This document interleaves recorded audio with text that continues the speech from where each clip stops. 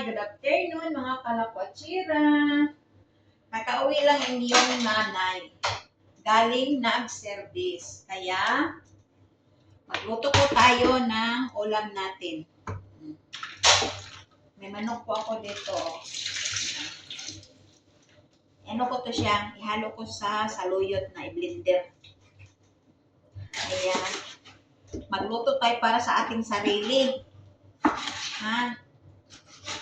Walang magluluto sa inyo dito kundi sarili mo lang. Kaya magsipag ka magluto.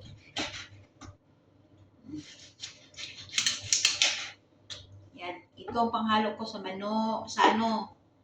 sa saluyot na i-blender ko.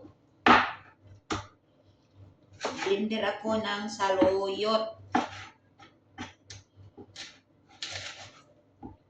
Kaya kung hindi ka magsibag magluto, ay wala kang kakainin. Tama na yan. Nakita niyo itong saluyot ko? Ito. I-blender ko to siya.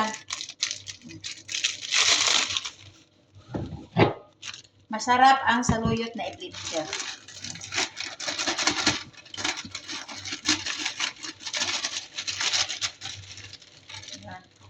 Tapos lagyan natin konting tubig.